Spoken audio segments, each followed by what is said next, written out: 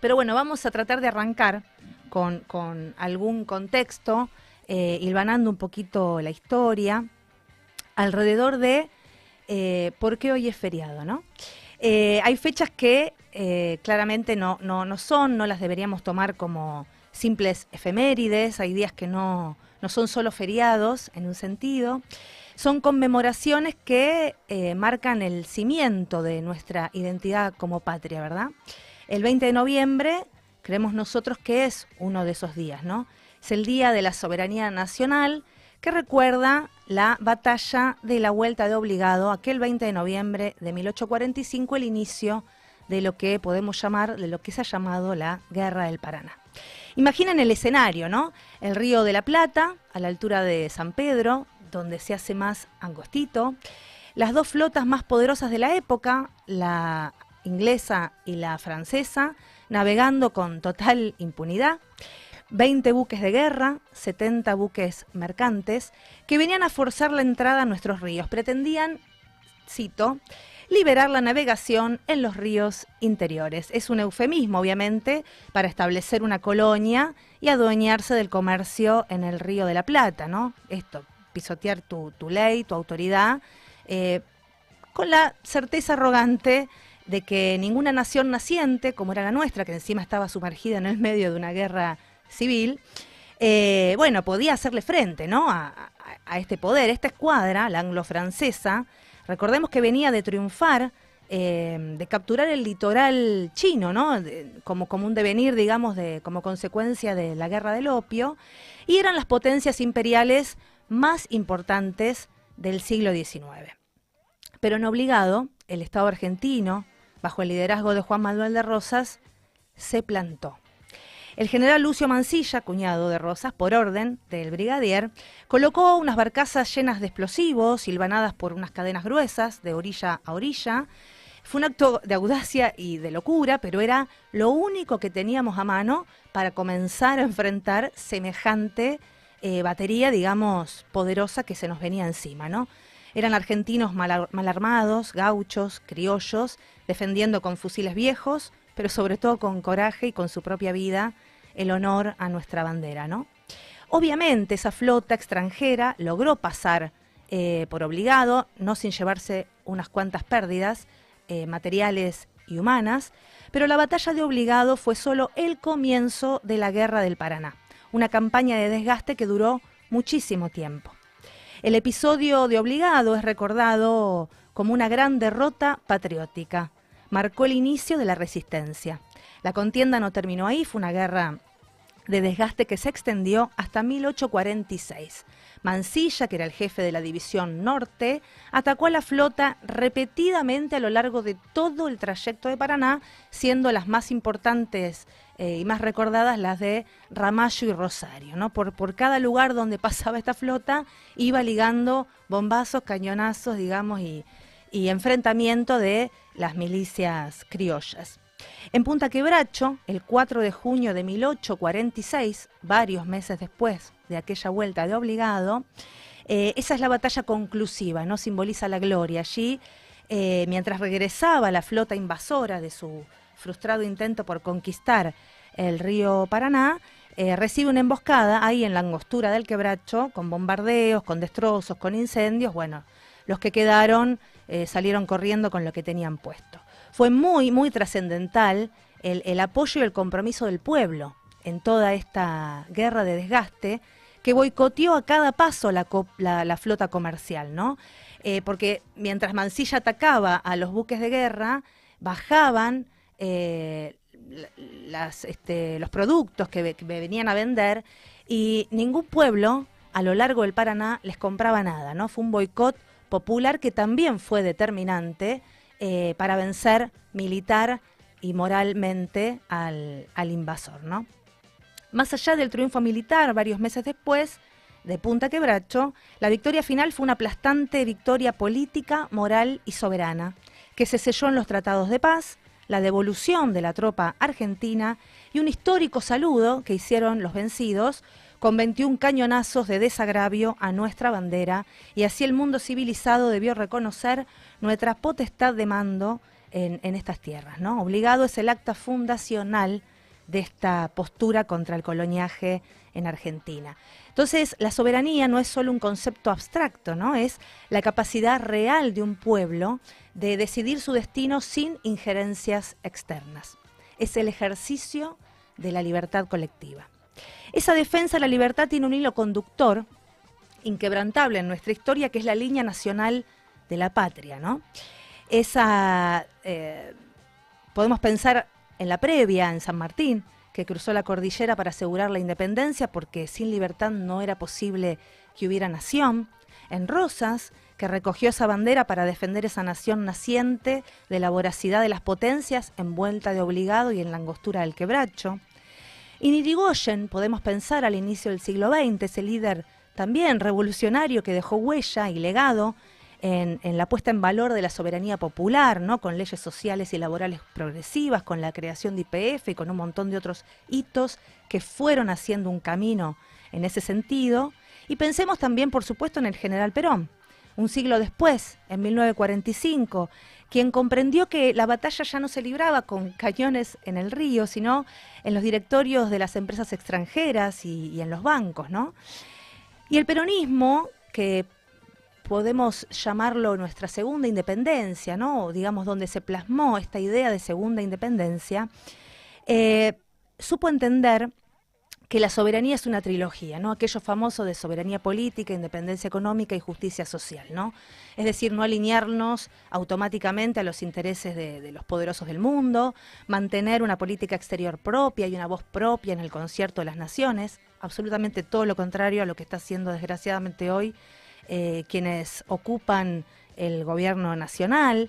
En ese momento la independencia económica significó nacionalizar servicios públicos y recursos, manejar el comercio exterior de forma soberana y poner al trabajo argentino como motor y como eje ordenador de nuestra sociedad, ¿verdad? Y la justicia social, que es la clave, porque la soberanía empieza obviamente con un plato de comida en la mesa de cada argentino, de cada habitante de nuestra patria, ¿no? Un pueblo que tiene hambre, que no tiene trabajo, que no tiene techo, es un pueblo dependiente, es un pueblo vulnerable, es un pueblo sin dignidad para recibir, ¿no? El justicialismo entonces unió la causa nacional con la causa popular, ¿no? Terminó de hilvanar hasta ese momento este hilo de la historia, ¿verdad?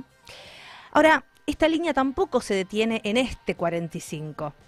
Hoy esa bandera de la dignidad de los pueblos fue puesta nuevamente a flamear muy alto por el argentino más importante de la historia argentina, que fue nuestro Papa Francisco, un faro para toda la humanidad, del cual es imperioso recrear su legado. Su magisterio no es solo espiritual, ha sido el grito por la soberanía de los pueblos y de los excluidos. El Papa Francisco ha puesto el foco en los nuevos mecanismos de dominación que él llamó colonialismo ideológico y financiero, y advirtió que la usura y la deuda externa son las nuevas flotas invasoras de aquel obligado. Y cito al Papa: se está dando un nuevo colonialismo con formas sutiles pero reales que somete a los países a través del dominio del capital financiero, la usura que somete a los pueblos, un verdadero pacto de muerte para la humanidad. Para Francisco, la soberanía de un país también se mide en la capacidad de asegurar los tres elementos esenciales de su gente, que son las 3 T: tierra, techo y trabajo, en esta misma línea, ¿no? Que un país que garantiza vivienda, que garantiza el pan, que garantiza la ocupación, el empleo digno de su pueblo, es un país libre, le pese a quien le pese, ¿verdad? El Papa Francisco ha enfatizado en la importancia de la soberanía de los pueblos y países en múltiples ocasiones, vinculándolo estrechamente con la defensa de la identidad cultural, del cuidado de la casa común y la necesidad de abordar la deuda ecológica y social que mantiene el norte con el sur. Y lo vuelvo a citar: los pueblos del mundo quieren ser artífices de su propio destino, quieren transitar en paz su marcha hacia la justicia, no quieren tutelas ni injerencias donde el más fuerte subordina al más débil, quieren que su cultura, su idioma, sus procesos sociales y sus tradiciones religiosas sean respetados. Esto es parte del discurso del Encuentro Mundial de los Movimientos Populares en Santa Cruz, en Bolivia, aquel 2015, donde también planteó que ningún poder fáctico o constituido tiene derecho a privar a los países del pleno ejercicio de su soberanía. También en Laudato Si, entre varias cosas muy fuertes en este sentido que planteó Francisco, nos dejó la siguiente enseñanza. Existe una verdadera deuda ecológica. Se trata de una deuda ligada al desequilibrio comercial con consecuencias en el ámbito ecológico, así como al uso desproporcionado de los recursos naturales llevados a cabo históricamente por algunos países, ¿no? Y Francisco hablaba de esta deuda que el norte rico tiene con el sur empobrecido por ese uso desproporcionado de sus recursos. Y también, yendo a la otra deuda, a la deuda económica, y en el contexto de la crisis del COVID-19, Francisco hizo un llamamiento para cancelar la deuda externa de los países más frágiles ante los graves impactos de la crisis sanitaria, social y económica. Ha llegado el momento de una justicia restaurativa. Todo esto han sido algunas breves esquelas de los planteos que nos ha hecho Francisco a lo largo de su magisterio. La soberanía entonces es la dignidad de un pueblo hecha política. La codicia de las grandes potencias por los recursos naturales sigue siendo la misma. Han cambiado las tropas y los navíos por, como dice la famosa frase, por los gerentes, ¿no?, que son más baratos y más crueles, y por los cipayos de toda monta y de toda época, ¿verdad? Hoy lo vivimos en la disputa por el Atlántico Sur, como les dije, estaremos conversando en un ratito con un especialista en el tema. Hoy lo vemos también en la entrega a empresas extranjeras del manejo de la mal llamada hidrovía, aquel río Paraná que defendimos envuelta de obligado de la invasión anglo-francesa, ha sido nuevamente invadido, ¿no?, desde el menemismo para aquí, sin solución de continuidad, entregado al control de multinacionales extranjeras. Allí se draga, baliza, se cobra peaje sin control soberano, y allí también pasa el contrabando de lo lícito y de lo ilícito. Si en 1845 los cañones eran de bronce y la metralla, ¿dónde están los nuevos cañonazos que intentan doblegar hoy la voluntad argentina? Bueno, claramente lo vemos en la servidumbre financiera, en esta presión constante de los organismos internacionales y de la espada de Damocles, de la deuda, donde cada dólar que se va a pagar la usura o se va en la fuga directa de capitales, vamos a hablar un poco de esta cuestión, obviamente es dinero que se resta en salud, que se resta en educación, que se resta en salario, que se resta en condiciones dignas de vida de nuestro pueblo y que por ende horadan aún más la capacidad de defensa soberana. También se ve en la entrega de los recursos estratégicos, la soberanía se pierde cuando en nombre de este falso equilibrio económico se promueve la entrega de estos recursos, por ejemplo, como decíamos, de la vía navegable troncal, de bienes estratégicos. Esto es repetir la lógica de esas flotas anglo-francesas, una apertura total para que el capital foráneo disponga de lo nuestro. Es la vuelta de obligado de nuestro tiempo, donde las cadenas se sustituyen por estos contratos de cesión, estos acuerdos espurios. Venimos advirtiendo desde este programa cómo la política antinacional del gobierno de Milei nos colocó en un endeudamiento externo imposible de pagar, en acuerdos poco conocidos, por ejemplo con Estados Unidos, en promesas de entrega de recursos que pertenecen a las provincias, y cómo vía el ahogo económico y financiero, las provincias están siendo extorsionadas para entregar sus recursos a cambio de algo de sobrevida en forma de divisas. Esto también es una afrenta al federalismo, a la soberanía y a la dignidad de nuestro pueblo. También este ataque a la soberanía se da por el bloqueo mediático y cultural, que no es menor. Es la colonización de las ideas, es que nos bombardeen todo el tiempo con mensajes que nos hacen dudar de lo que somos, de nuestra historia, de nuestro potencial, que nos siembran la desesperanza, que nos hacen sentir culpables de lo que no somos culpables. Y todo eso obviamente hace decaer, ¿no?, la confianza en nuestras propias fuerzas como pueblo. Ahora, nuestro pueblo tiene que volver a sus raíces más profundas, a sus valores, a sus tradiciones. Y como somos hijos de esas grandes gestas, estamos llamados también a recrearlas, ¿verdad? Y también otra espada antisoberana es el bloqueo judicial, ¿no? Es el uso del poder judicial colonizado, mayormente colonizado, para, por un lado, disciplinar a cualquiera que defienda los intereses nacionales y para truncar proyectos de desarrollo con excusas de legalidad bastante poco certeras, pero al mismo tiempo se usa ese poder, en cambio, para encubrir y cubrir a quienes entregan sin descaro y sin legalidad alguna a nuestra patria, ¿verdad? Nuestras nuevas cadenas de obligado serían poner a andar el esfuerzo productivo nacional, la defensa de una educación pública gratuita y verdaderamente de calidad, que nos da el conocimiento para no ser esclavos, la defensa de la industria, con generación de trabajo digno en tanto condiciones y salario, y el rol del pueblo organizado y consciente, que es la verdadera muralla ante los intentos injerencistas. Compañeros, compatriotas, la batalla por la soberanía no termina nunca. La batalla de los pueblos no termina nunca. Es un compromiso permanente que renovamos generación tras generación. Venimos de esta historia, trazada por San Martín, por Rosas, por Irigoyen, por Perón, y de la fe en el pueblo que pregonó y nos legó Francisco.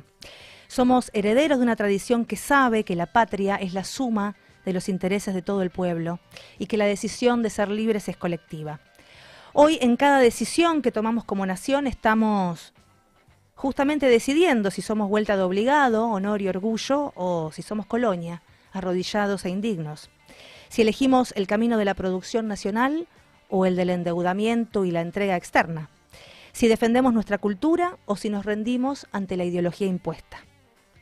No podemos permitir que nos roben la esperanza. Tenemos la historia, tenemos nuestra brava tradición y orgullo, tenemos los recursos y sobre todo tenemos la voluntad de ser una nación justa, libre y soberana y, como complementó Francisco, inclusiva y sustentable. Hay que sanear el sistema de financiamiento político partidario para que los buenos dirigentes sociales y políticos, que son muchos y que a diario predican con el ejemplo y plantean alternativas de verdadera liberación nacional y felicidad de nuestro pueblo, puedan cumplir y tener un verdadero rol de orientación y desarrollo de esa fuerza creadora que tiene nuestro pueblo. La soberanía, entonces, es el motor del futuro. El 20 de noviembre no es solo un recuerdo, compatriotas, que el coraje de obligado nos ilumine el camino. Estamos en Laudatistas, episodio 26.